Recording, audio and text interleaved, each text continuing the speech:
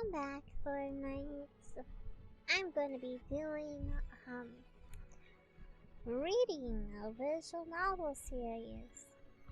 First in visual novels. And we're going to be doing A House in Fata, Morgana.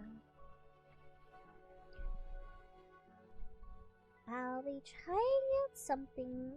I'll be doing a left and right. Where's this the left and right channel readings? Let me know in the comments if you like that or you prefer to hear only in like one channel or like no left and right switching. And I'm gonna do a YouTube thing. If you like this, consider liking, subscribing, and leave your thoughts in the comments below.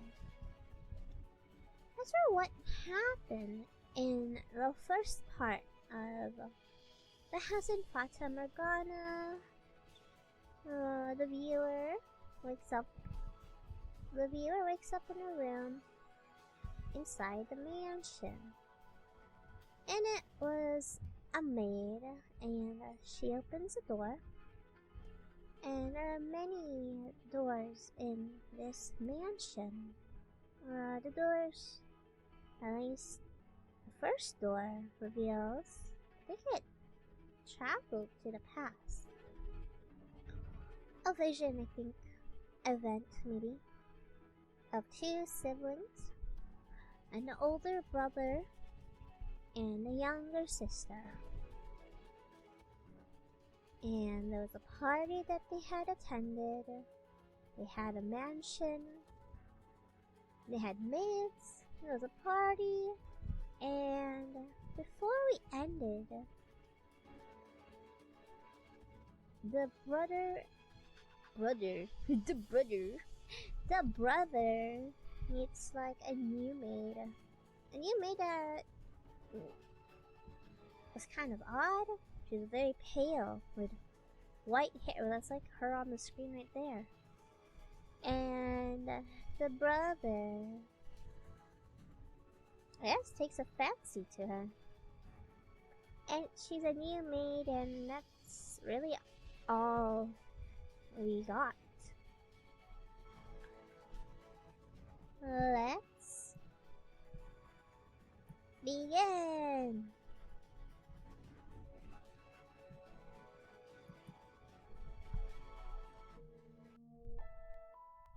Wrong button. Oopsies. Inspect. Now there's something unusual. You not being punctual. Now there's something oh yeah, we go to church. It's like old times. I'm not sure what year. Like really old time. This is not a modern setting. And last we left off, we were talking to a priest where we go to church. Now, there's something unusual. You not being punctual. Maybe next we'll go a whole month without rain. Do you have mercy on next year's crops, Mel? That's the brother, Mel. You hyperbolize, father. So, did something nice happen? Uh-huh. You look like you're in good spirits. Do I? No, nothing. Something did happen, didn't it? It's all over my face, isn't it? People prefer an open book to a face of stone. So it is.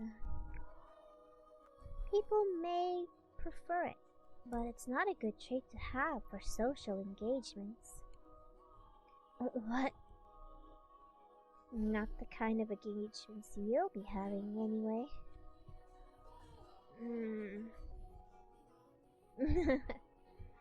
I'm sorry. Don't look so dejected. For now, at least there's nothing wrong with that. So tell me, what has you in such a joyous mood, Mel? You torment me so, Father. We've taken another maid. You know how that goes, right? The summer new comes and things get lively for a while. All the excitement has gotten to me, yeah, that's all. Oh, oh. Why are you looking at me like that? No reason, no reason. So, what family does the little lady come from? I don't actually know. You don't know. I was going to ask her, but I missed my chance. Father has returned home, so I can't speak to Mother. I see. She's caught your eye, has she? Yeah, she has. But truth is, you're more than just interested in her, are you not? What? No, I...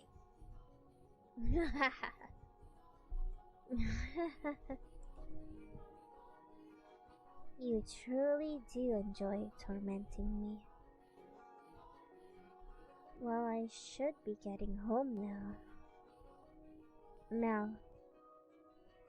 Yes? Make certain you find out where she's from.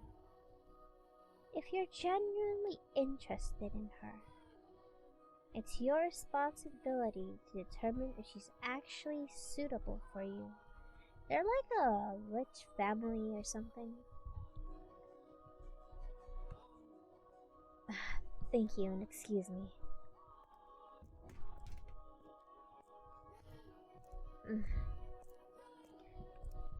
Doesn't matter if she's from an esteemed family or not. No, I am not in love with her. I'm just interested. This isn't love. No. It couldn't be. This is me we're talking about. Besides, I hardly even know her.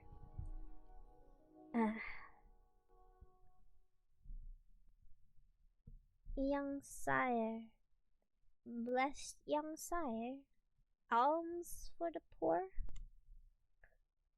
It's the same beggar as before. I don't think he's moved since then. But he looks skinnier than last time. He's gonna have trouble making it through the summer. I should give him something while I still have the chance. Alms for the poor, have mercy. Sorry, but this is all I have to give you. Thank you very much. Blessings upon you. May the Lord bless your soul, young sire. Thanks. I feel bad for him, but that's just the way of the world. Farewell.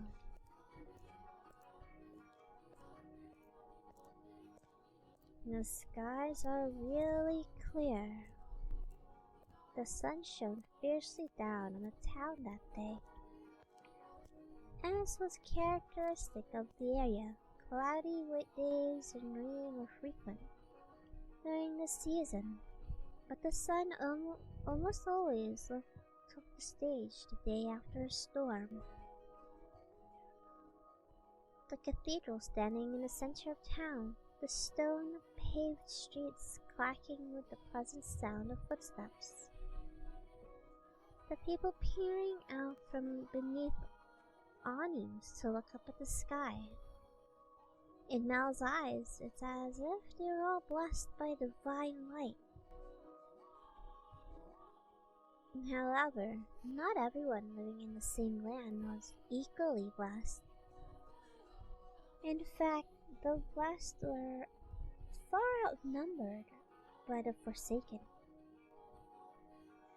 even if their time would later come to be referred as the Golden Age. Elsewhere, back at the mansion, Nellie was causing trouble for the Abigails. Nellie is a sister, and I forgot, we learned that Abigails were like maids?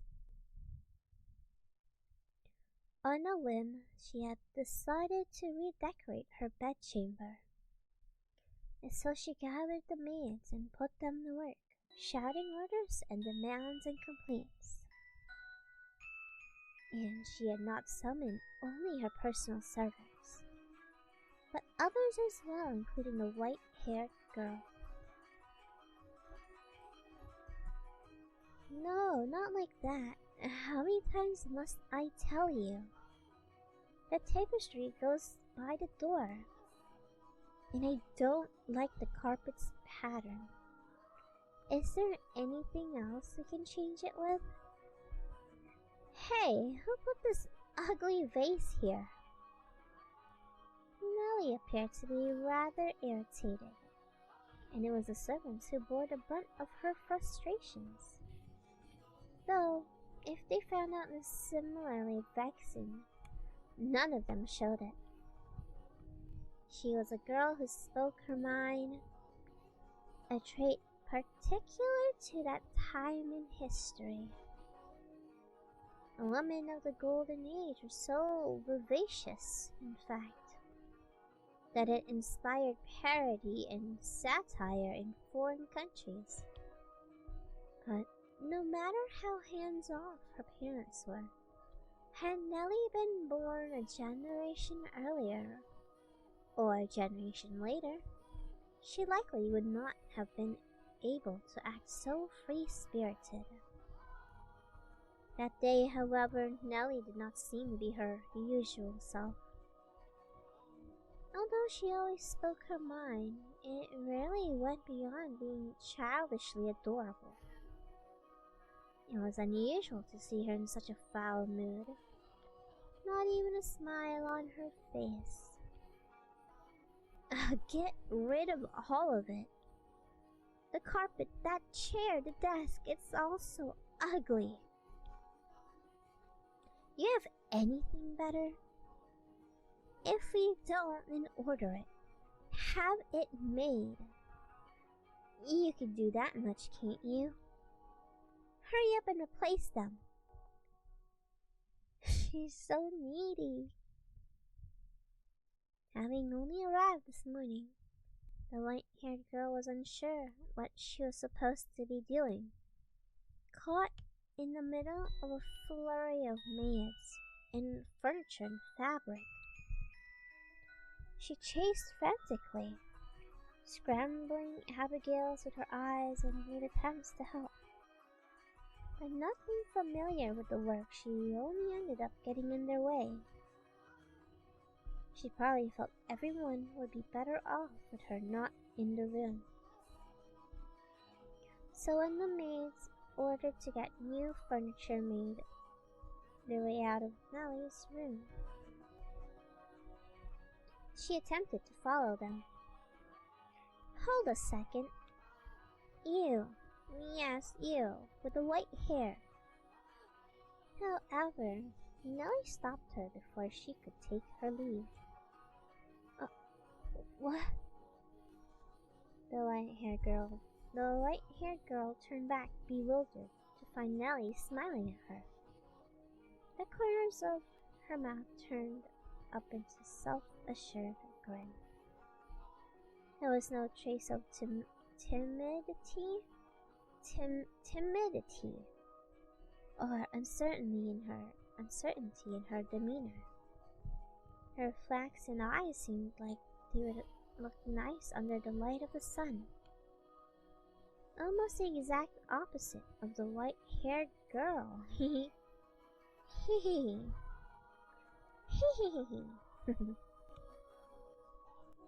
I wanted to talk to you actually, but Mother never was the one to share.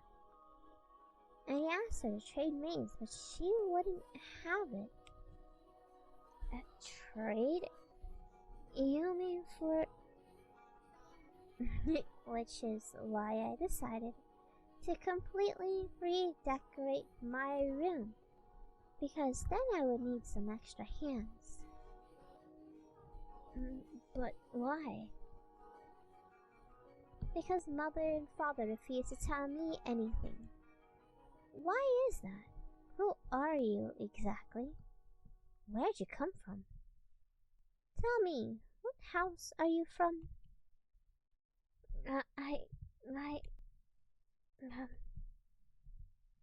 Why can't you tell me? If we took you in, you must be from a fairly decent family. As a member of the Rhodes family, I have the right to know. Do I not? You can't expect me to welcome a girl from my home into my home, who won't even tell me where she came from. I don't know anything about you. I haven't seen you at any parties.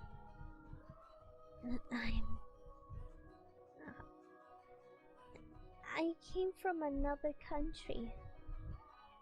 Another country? What country? Somewhere very, very far away. Huh? North of here? East? West? South? South. South of here. I crossed the sea to get here, which is why we've never met before. How far did you have to travel then? How many times did the sun rise?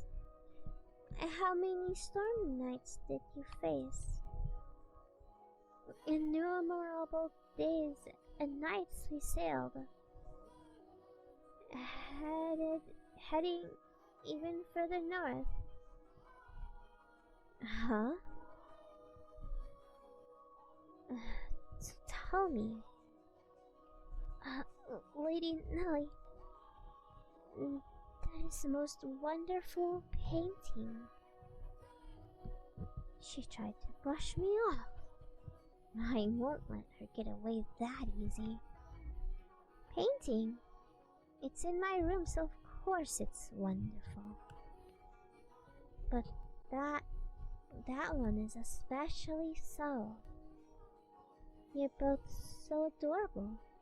You, Lady Nellie, and Lord Mel. How old were you when it was painted? Huh? Oh, that painting. Goodness, yes, you have a good eye for art. It is magnificent, isn't it? This was done when I was 4 and Mel was 7. You see how we're standing next to each other holding hands?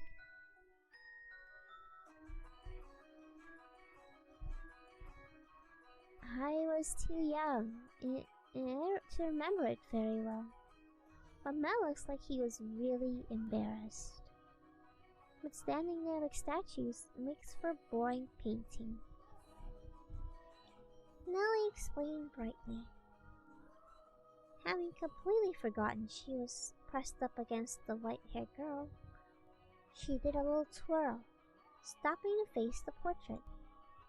Though many paintings lined the walls of her room, Nellie was fond of the one of her and her brother. The two darling siblings standing side by side, older brother smiling kindly and the younger sister sweetly tilting her head, her cheeks the color of fresh picked apples. It was like the very embodiment of their happiness. A painting lays its subjects bare. You know, fortune and misfortune, happiness and sorrow, enshrined on canvas for all to see. And this reflection is not merely limited to the point in time it was made either. Did you know, Master, that paintings are alive? It's like the maid of the mansion that's talking to the viewer. They are drawn with a brush over extended stretch of time, unlike photographs, which capture a singular moment. The two have their own individual merits, but a photograph is still, while a painting moves.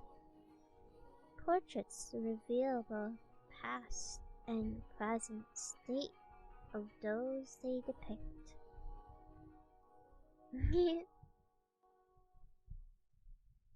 Mel and I have always been close. I would sing songs for him, and he would teach me about all sorts of things. He's so smart. Nowadays, Mel hardly even goes on walks with me, making excuses like I'm an adult now. But we used to spend a lot of time playing together in the rose garden. I see. The white-haired girl normally had difficulty smiling, but her lips naturally curled upward as Nellie reminisced. The vision of two happy siblings had swelled up in her mind, and I imagine there was a faint trace of envy in her heart as well. Lady Nellie, you love Lord Mel quite deeply, I see. Yes, of course I do. Mel's smart, he's studious, he's incredibly kind. For my birthday, he gave me this wonderful rose necklace. The jewelry shop he got it from is so famous because even the royal family makes commissions from their workshop. So he had it ordered months in advance, just for me. He's a prince. Oh? He's pretty charming, wouldn't you say? That's why I call him my prince.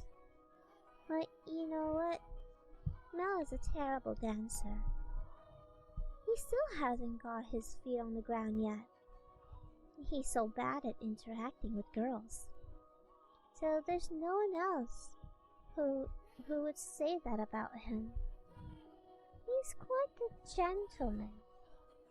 I assumed women would be drawn to him. A gentleman? Have you met Mel already? This morning, briefly. That reminds me. Mel seemed to know about her too.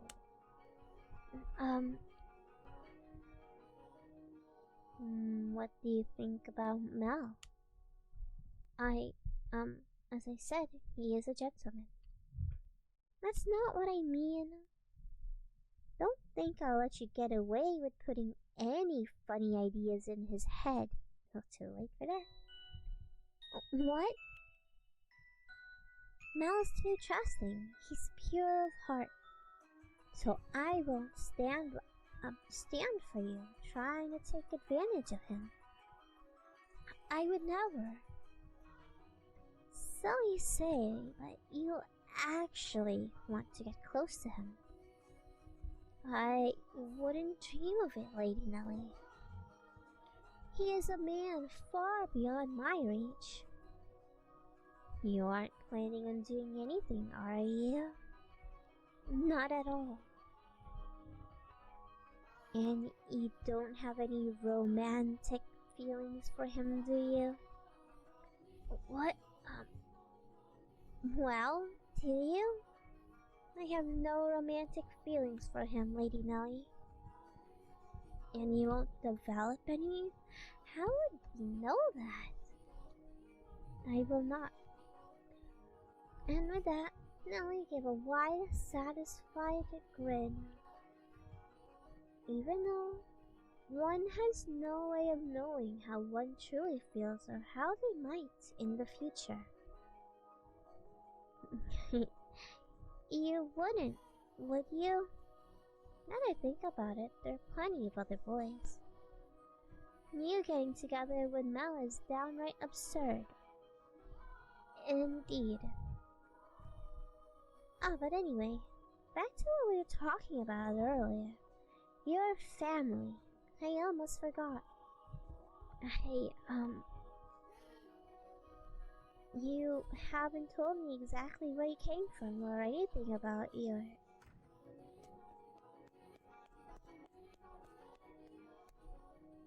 Lady Nellie! I brought the new carpet. Just look at the embroidery. The work of a true artisan. I am simply in love with it. Surely you'll find it to your liking as well. Wow, you're right. That's a Florentine stitch, isn't it? I wondered whether someone mimicked the style or if it was imported. Either way, great find. Let's hurry up and get it laid out. Oh, and we'll have to see how the colors go with everything else. We have to finish redecorating quickly so I can show Mel. He'll be so surprised. Haha, what wonderful taste you have, Nellie. When the two Abigails returned, so did the bustle within Nellie's room. As the white-haired girl watched, a faint smile crossed her lips. Perhaps it was relief at having escaped Nellie's inquisition. Or perhaps... She seemed like a nice maid. Nellie, I'm back. Did you eat something you're not supposed to, dearest Mel? You look unusually cheerful. I'm the same as always. Anyway, never mind that, dearest Mel. Take a look in my room. I redecorated today. So that's what you've been hiding away at the house all day, Nellie? How is that any different than what you were doing? You were in the church all day. I guess. I'll look at your room. I promise at first, do you know where the new maid is? Now, don't get any strange ideas. I just haven't yet had the chance to introduce myself, and I thought I should as a member of the family. Except you have, and I know it. Being the eldest son, I will be ashamed if she were to pass me in the halls and not even know who I am, so... Don't ask me. What, but you were in the house all day? She attends to Mother, so why would I know where she is? Though she did help me redecorate my room. You made her help? That's work for the men servants. There's no reason to make maids do it. Oh, so you're saying I should invite a bunch of men into my room? I go into your room all the time, Nellie, and you were in my bedchamber just this morning. Only one man is allowed in my bedroom, dearest Nell, and that is you. So unless you become a servant, which I will not stand for, I will not ask any of them for help. Oh, Nellie, you ought to be a little more wet. If you're going to lecture me, I won't hear it. What am I to do with you, my little lady? What? Why are you looking at me like that? We talked about you, dearest Mel, and I'm not going to tell you what she said. About me? What'd she say? Please, Nellie. She said she has no romantic interest in you. What? Why did that even come up? Because we're both girls, and we talk about things like that. What kind of boys we like, or who's the most handsome. Why do you look so downtrodden, dearest Belle? You look like a sad little boy who can't get his crush to notice him. That face is unbecoming of a prince, Mel. Are you interested in her? That's strange. You haven't even met. I am not. It's just depressing to find out someone you've never even met doesn't like you. That's all.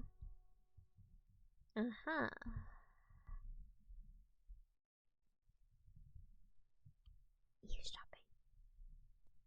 If I'm going to make my move, I must do so soon. I don't have much time. What is she trying to do? The master of the house isn't around, so the next in line would be him. She's gotta kill him. That painting.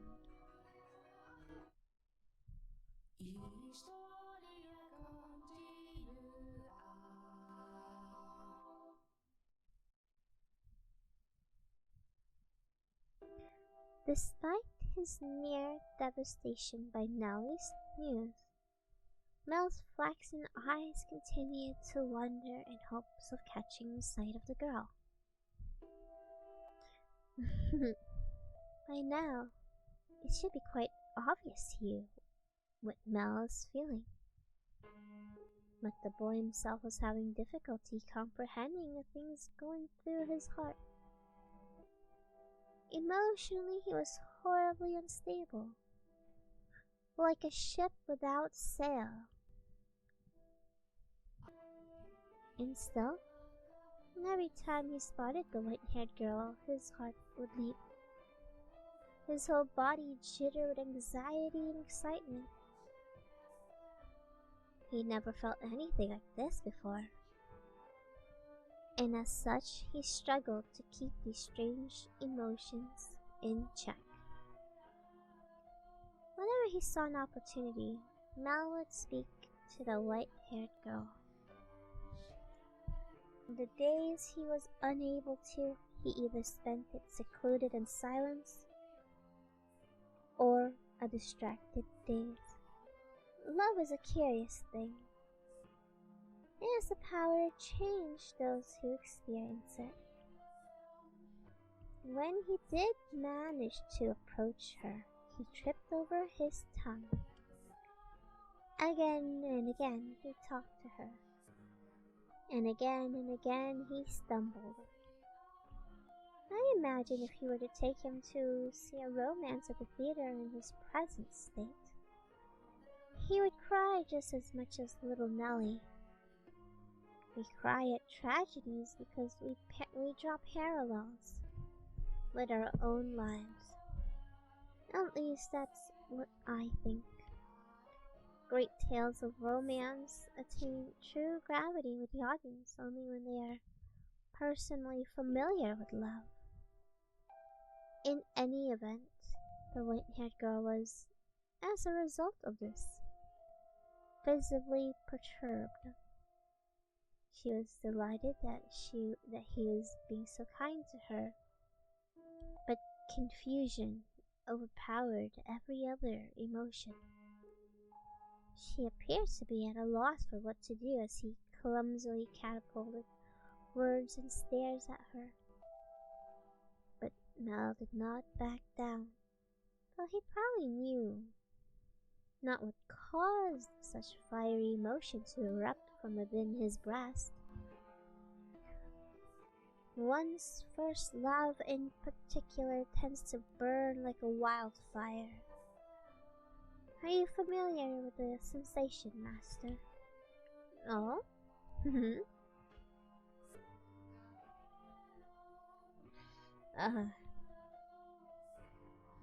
she is. Is she cleaning? No, it looks like she's reading. It's now or never.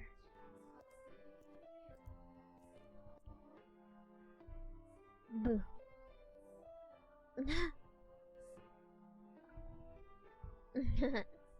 Sorry.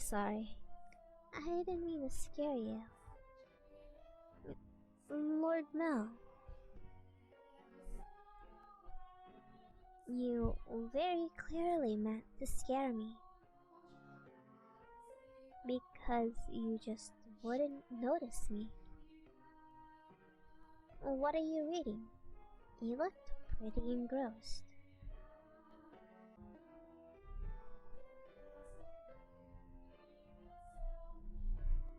Oh, I'm sorry. I should have asked for permission. It's fine. No need to apologize. Feel free to read whatever you want. You're welcome to bring books to your room if you'd like to spend more time with them. But I was just amazed that mansion had a library. It must have been a lot of work to collect all these books. There's some pretty old books in here too. Your grandfather's? Some that he collected, and some even older than that. Take a look at this. I think it's a diary. But it's not from this country. Or this century, for that matter. Maybe a feudal lord? Here, he's complaining about the quality of the harvest. Can this forsaken land only produce over-sour grapes? If only for the largest of the, Barney. Or maybe Barnier. It's only the largest of the Barnier estates were mine instead. The land there is much more suitable for cultivation. And there you have it. You can read this, Lord Mel? More or less. I've looked over it several times already, so that wasn't too difficult. Why would such an old book be here? I'm not sure. And all of this was already here when I moved into the mansion. Have you not lived here your whole life? I was born at our estate, but to me and Nellie, this is more like our home. We moved when I was still young, and we've lived here ever since. Nellie and Mother have both quite fond of it. Father, though, he often goes back to the house because he doesn't like all the roses. By himself? Yeah, well, sometimes Mother goes with him. But for the most part, he goes alone. But don't get me wrong, it's not because they don't get along. In fact, they act more like teenagers in love than grown-up adults. It almost makes me sick having to watch it. It's a wonderful thing to be close, no matter how old they may be. True, but still. There are those in the world who cannot be with the ones they care for, as much as they may wish. Oh, sorry about that. Oh, that's right. The book. What were you reading? I, wasn't exactly reading. I do not enjoy reading a lot of text. I was looking at the pictures. Is that so? You seem very cultured, so I thought you would be partial to reading. Perhaps you're actually more like Nellie and skew your studies. Yes. I wouldn't have guessed. But you like looking at pictures. I do. What else do you like? What? What do you enjoy doing? It can be anything. I do enjoy being told stories. Stories? Yes, when I was young, my father would tell me tales. What kind of stories did you like? There was the one about an imprisoned girl. Tell it to me.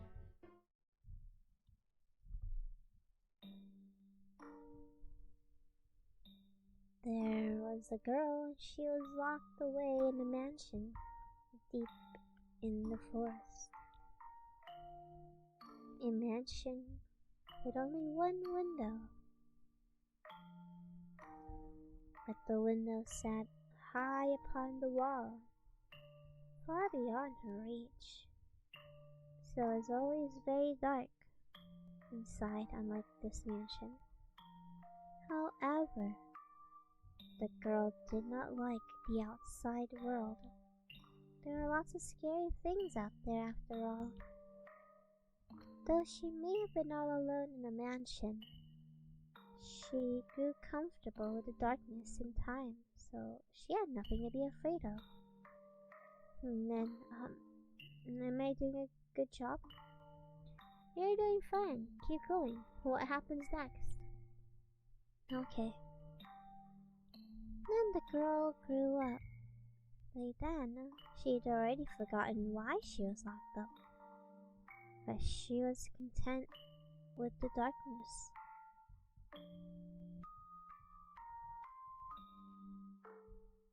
However, her eyes can't help but be drawn to the little bit of light that spilled through one window. Though she was comfortable with the darkness, the sight of the light made her heart race. At first, the girl thought it was because she found it unpleasant, because she disliked the light and the outside. But slowly she came to realize that she was curious about the outside world. What could be happening out there? For all she knew, the town, the forest, the people, all of it could have changed while she was imprisoned in the mansion. But she had no way of finding out. And so the girl decided to write letters and throw them out the window. What began as empty grasping became routine, continuing for several months until she was finally ready to give up. But then a beautiful white dove flew through the window. Tied to the dove's leg was a letter. Her heart racing, she read the words within. It seemed to have been written by a man. The letter contained numerous questions for the girl. It said that if she attached her reply, it would bring the letter back to him. She was astonished, but she wrote him back anyway, taking care not to mention where she was. After having exchanged letters a number of times, the two felt very close to one another, as though they'd known each other for many years despite having never met. Eventually the man said he wanted to meet her. Indeed, the girl was unsure what to do. Should she tell him how she lived? Should she reveal where she spent her days?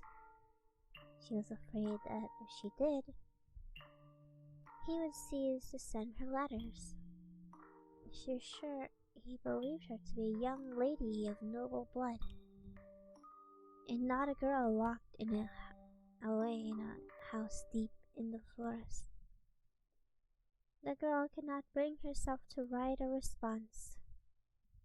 She released the dove through the window with nothing attached to its leg.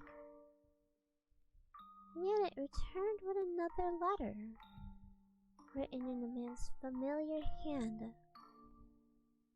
"You must surely have a grave reason for your silence," it said. "I would like to know what reason, and I would like to help you. No matter what it may be, you have my word." She deliberated. Though his letters were kind, she did not know this man. He was from the outside. Would he still treat her the same way when he met her? And did she even want to step out into the world beyond? What do you think she did? I wrote a letter and agreed to meet him, right? Yes, she did. The girl made up her mind. She would write a letter. As always, she tied it to the dove's leg, and it flew out the window. And for some time after that, she received no response from the man. This saddened her, but she thought it was for the best. She belonged in her own confined world, her world of darkness. But then one day, a light shone into the mansion. A sealed door had been opened. In the doorway stood a handsome young man. "I've come for you," he said. The man was a prince from a neighboring kingdom. When the girl stepped outside, before her sat a magnificent carriage, the likes of which she had never before seen, accompanied by many servants. The prince was kind as in the letters, swore his love to her, and the two lived happily ever after.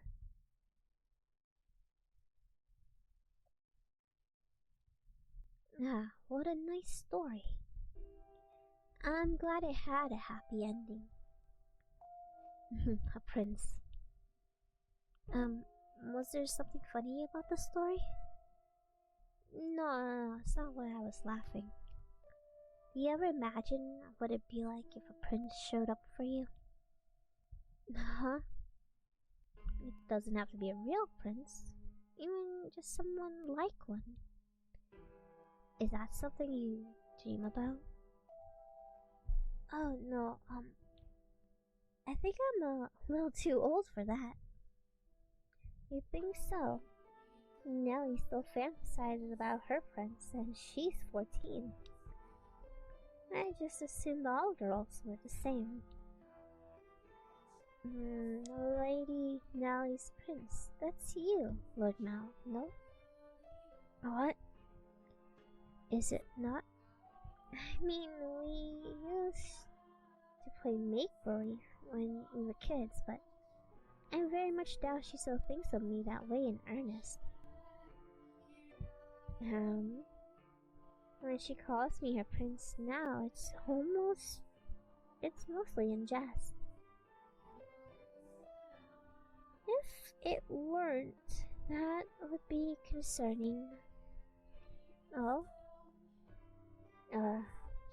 That story, do you know if it's a regional tale? One that's been passed down through the ages? I'm not sure. It could be very well my own father's own creation. You might think me conceited, but I think the story might be about me. The girl trapped in the mansion is you.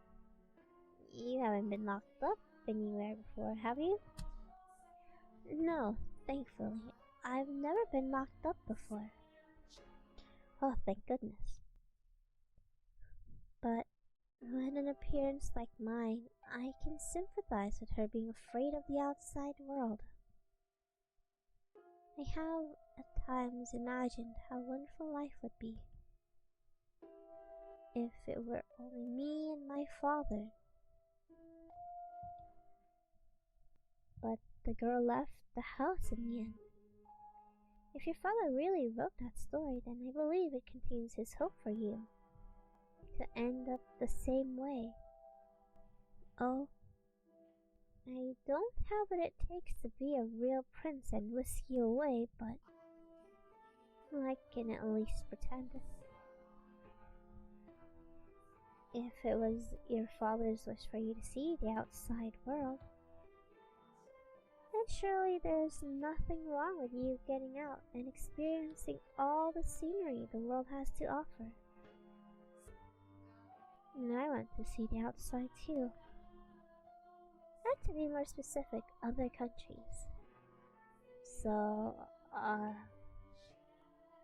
if you'd like, we could maybe see the distant lands together. What timing?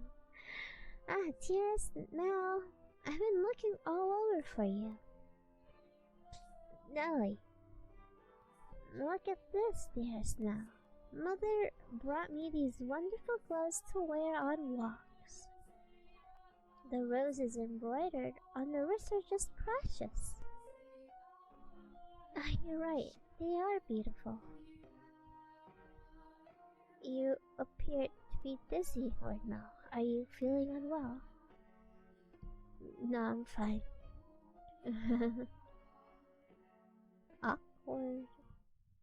Mel is feeling frustrated at his inability to convey his feelings to her. And his frustration built up over time. He developed, I suppose you could call it, a severe case of lovesickness. For several consecutive nights, he'd been afflicted with a peculiar sensation. A presence in his bedchamber. What? Death. What? It was death. Death to the unholy one. Death to the heretic. Death to the witch. Kill. Kill.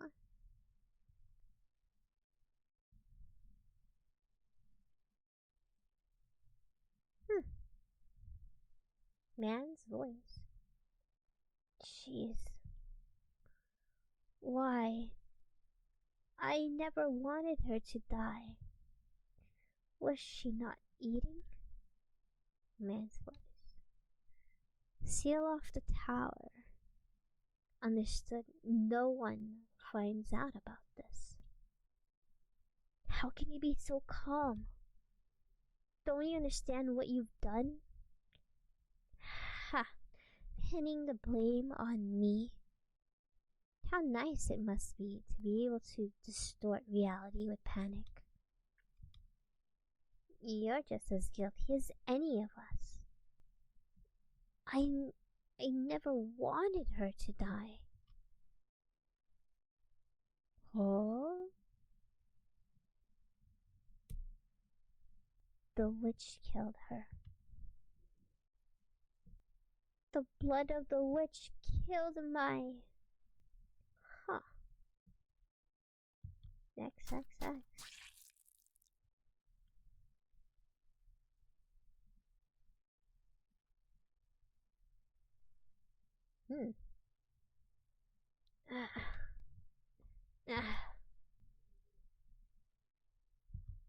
A dream? What was that dream? It was horribly unsettling. His great ancestor. I was holding someone. A girl I cared for deeply in my arms. She was limp. What if Mel was a great descendant of that? It was almost as if she were dead. I've been having a lot of really unpleasant dreams lately. I can't stop shaking. Why would I have such a dream? I feel sick. I hate to sleep. But I wonder, who was that girl? I can sense someone standing beyond my door. Creepy. Someone there. They're watching me. Is it just my imagination? I can't move. What do you want? Go away. The sound is growing fainter.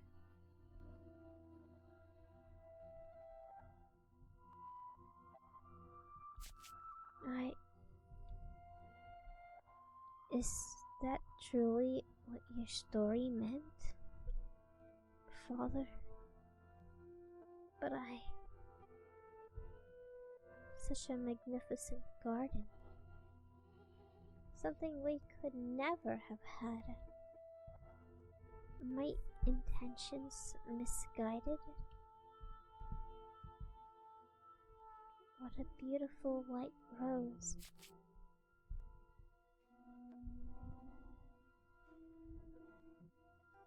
You know, he could have sneaked in his room rather easily then. She probably wants to kill him. No one was watching. How long have you... Oh, you didn't pay me any mind. I shall not condemn you, no matter what you might do. Rather, I am on your side. I was not going to do anything. Is that so? And perhaps you're out for a late night stroll. I imagine you have less difficulties outside at night. I beg your pardon. I will return to the mansion immediately. Oh, that reminds me. It was also in the middle of the night when the grocer's servant broke into their safe. In the middle of the night when the grocer's servant broke into their safe. News of that spread quite far. I'm sure you've heard about it. Oh? Although was Gamache imprisoned? Dear me, I'm having trouble remembering Gamache. But worry not. If you wish for it, the mansion shall provide. You're in no danger whatsoever of getting caught.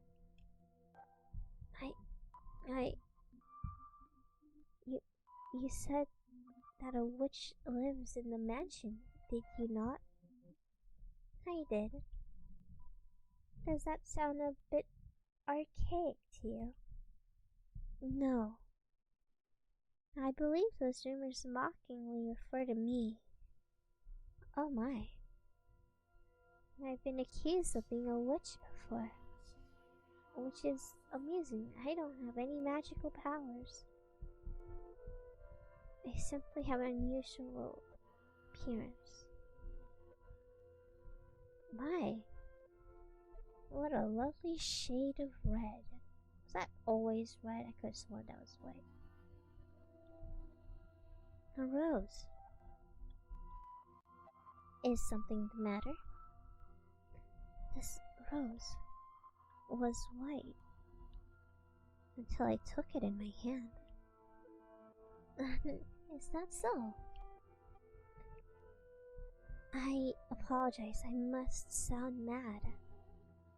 I'm sure I was just mistaken.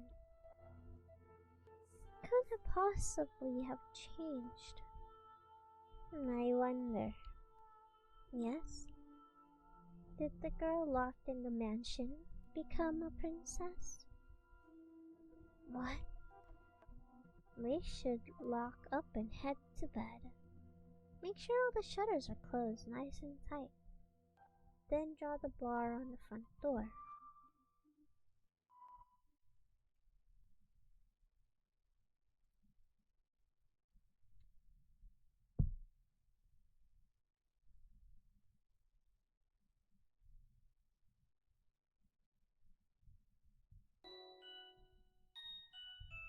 Slowly but surely, time trekked onward, everyone working towards their own individual goals. Each yearly summer breeze that blew through the garden was like God's hallowed breath carrying the flowers' fragrance in through Rose Manor's windows. If only time could have stopped, and this beautiful era made to live on through eternity. As usual, Mel's eyes chased after the white-haired girl. Nellie pursed her lips in frustration at him, but she was still rather docile. Even taking into account how self-centered she behaved, how fickle her temper, Nellie's fits were still no worse than a playful kitten. See? At that very moment, our little lively feline had her claws poised to swat at the flaxen-haired young man. Mel, you promised me. Or have you forgotten?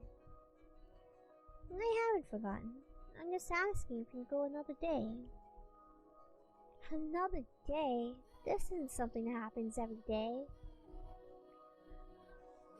I've been looking forward to tonight's performance for so long. There's nothing I can do about that. We're having a gathering at the priest's home tonight. Several high-ranking officials have come up from the mainland just for this. Who cares? I care. You know, Nellie, it doesn't have to be me who goes with you. No, I want to go with you, Mel. You've been so distant lately, dearest Mel. You refuse to do anything with me. That's not true. Tell me, if you can't go today, when can you? When will you be willing to go out with me? When will you be willing to play cards with me? To have tea together? I can't make any promises. I have things to do, obligations. And Nellie, you're almost an adult yourself. Stop acting like such a child. I'm not an adult yet. I'm still a kid. If it means I don't get to play with you anymore, dearest Mel, then I don't want to be an adult. No, you can't. Lady Nellie, the Master's wishes. The Master wishes to speak with you. Huh? Father does? What could he want? Go on, Nellie. You can't make Father wait. He's very particular about people keeping their appointments. Yes, he is. Unlike you, dearest Mel. What's gotten her in such a foul mood? Thank goodness for small miracles. Mel just won't seem to take me at my word lately. You mustn't be too harsh on her. She is your one and only darling little sister. You're right, but still, she's taken it a bit too far of late. Oh, I'm not so sure. She does not seem to be behaving any differently to me. Am I the one acting differently then? Well, enough about that. Can I ask you a favor? Me? What can I do for you? I was thinking... Physically, Mel is undeniably a young man, but the smirk that crossed his lips as he schemed gave his face this gave his face the sweet look of a little boy. Or perhaps it was simply part of his charm, as it was not the age of disparity, but his character made his smile so heartwarming. What did he ask of me? You shall find out soon enough.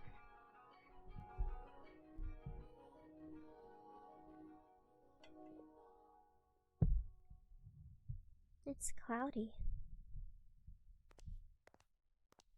Thank goodness for that too. Though it would be even better if it were even darker out. I believe the textile shop was around here.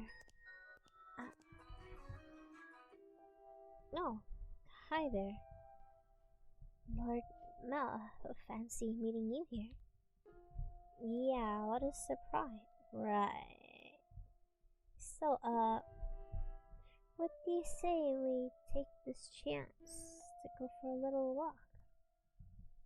Since you're sensitive to the sunlight, we can keep our eyes out of in the shadowy areas as we go. And if you feel unwell, just let me know.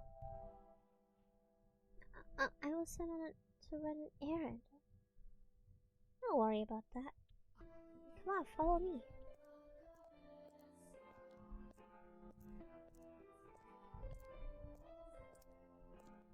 I'm sorry, actually it wasn't an accident that we crossed paths. I planned this out ahead of time, as to have you sent out on a fake errand. It feels like I'm always on alert back at the mansion.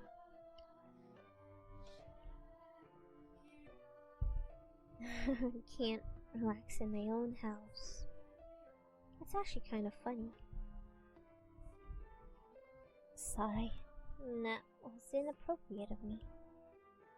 I just thought since the sun's mostly blocked out, it would be alright if... I'm feeling just fine.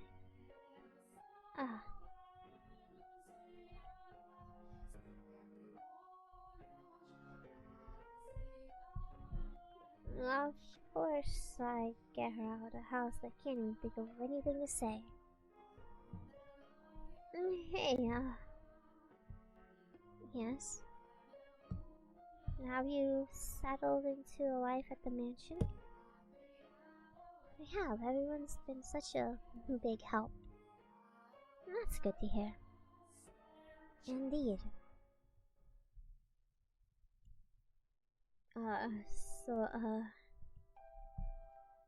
Yes? Nellie told me that she had you help redecorate her room some time back. Ah yes, that was shortly after I arrived. What of it? Yeah, Nellie told me that you don't... I don't... Never mind, sorry, it's not important.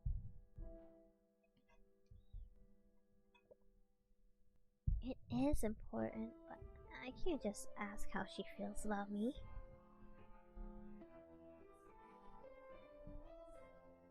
That would make it sound like I forget to sound like I do, don't I? Lord Mel? I'm sorry, I just have something on my mind. It looks like it might rain again today.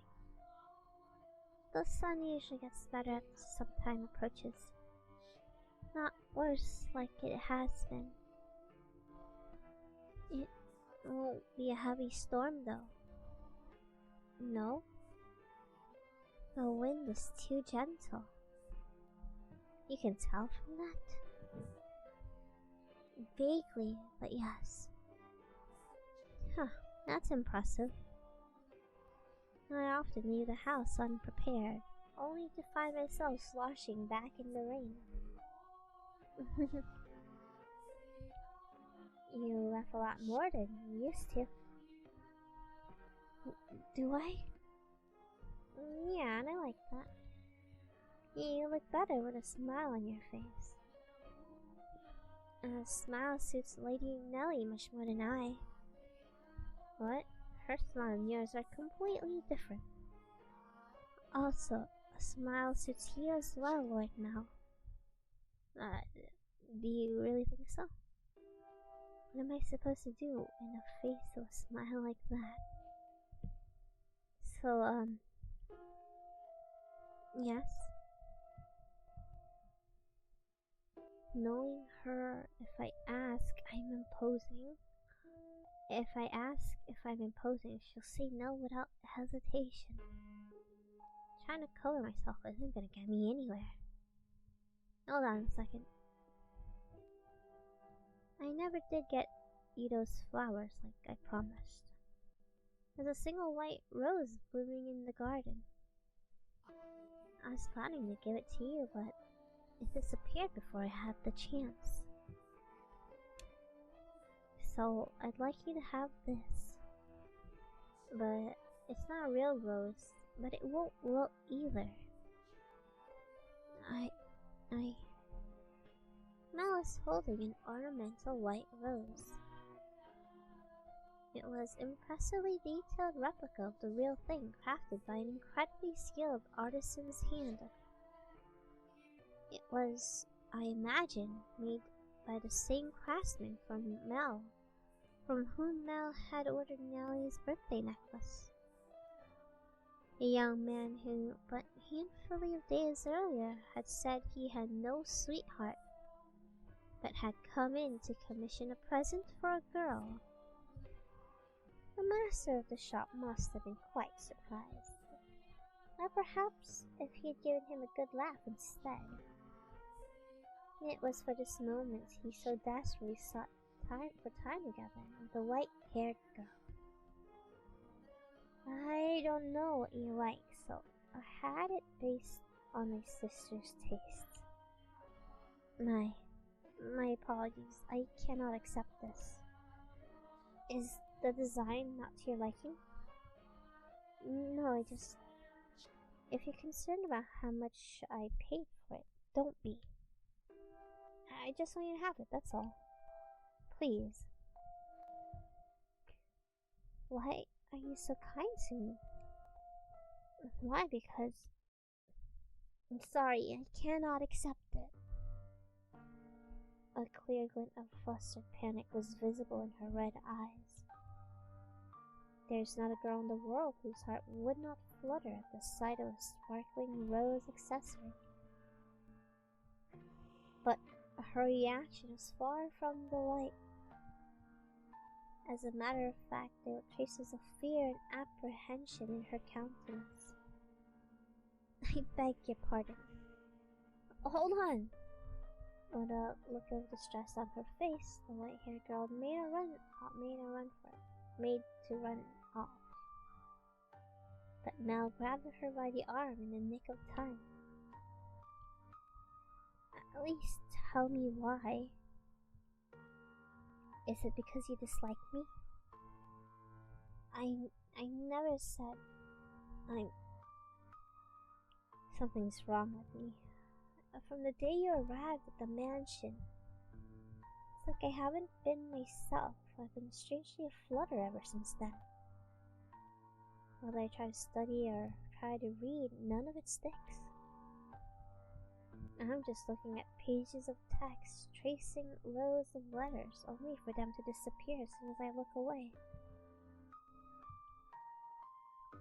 It's all because of you. I truly am sorry.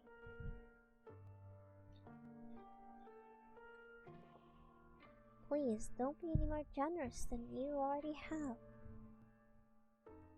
When I'm with you, my willpower wavers. What do you mean by that? I'm so sorry. Wait! Mel's grip loosened for a moment, allowing her to slip free and dart off. Like a gust of wind, not giving him the chance to stop her a second time. The dumbfounded flaxen-haired boy stood frozen in place, left all by himself. The breeze which the white-haired girl had called gently to earlier rose. It looks like she's even less fond of me than I thought. I'm crying. Pathetic. Well, if it isn't Mel, what might you be? Are you crying? I'm so pitiful. Sorry I have to see this. Think nothing of it. I passed by a girl a few moments ago. She appeared rather distressed as well. Did something happen between the two of you? I wasn't good enough, it seems. Not good enough? That was the new maid I was telling you about before. I was, like you said, Father, I was keen on her quite enough to bring me to tears like a miserable child. But she rejected me. I don't even have what it takes to be a stand-in prince. Now, I apologize for complaining to you about this. I'm completely hopeless. Mel, please don't try to cheer me up. I don't need any sympathy.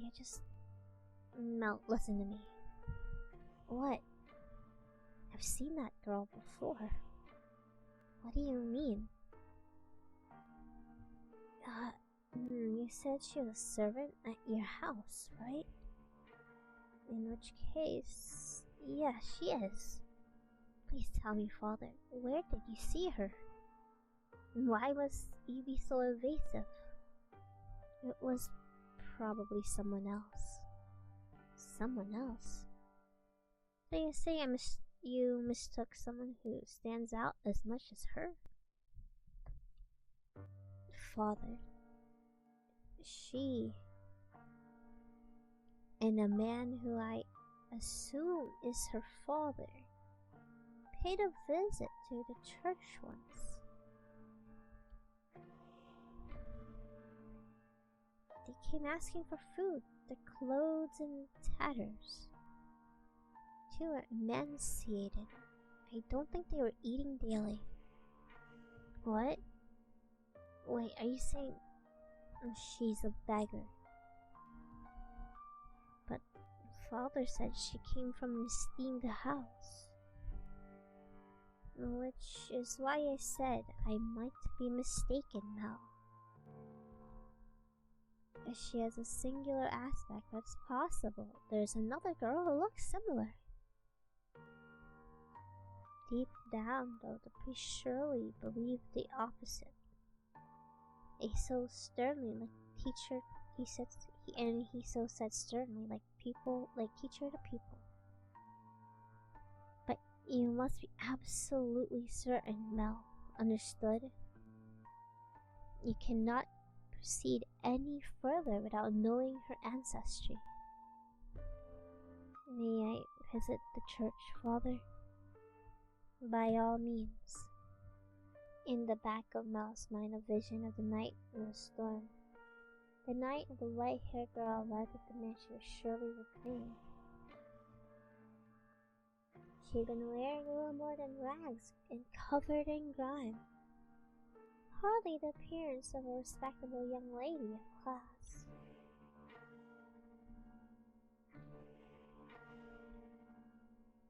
Have I been putting her through unnecessary stress? If she actually turns out to be nameless, to be rankless, no matter where she comes from, my heart is decided. I will not fool myself how I feel any longer. So, no, I cannot fool myself. But how does she feel? What will everyone else think? I have to find out why she was welcomed into our house. I'll ask Mother or Father. No, for some reason they don't know she isn't aristocratic. I'm better off not saying anything. But if they don't, does that mean she's been lying to us and to them? I have to find out. This time I must get answers. No, absolutely not. You cannot come back and the first thing you say is that. I hate you, Father. I will not stand for this.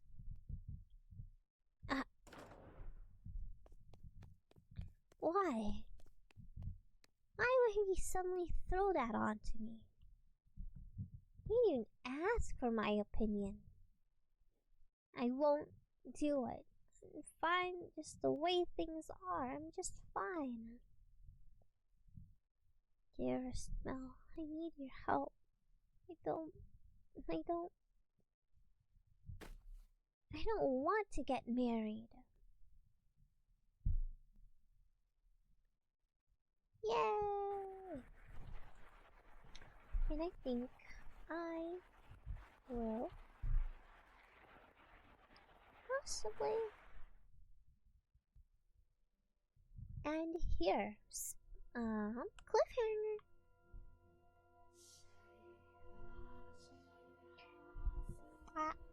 Thank you for listening. And if you're still here, thank you for listening to me reading to you. I'll continue part 3 some other time. Thank you. See you later. Goodbye.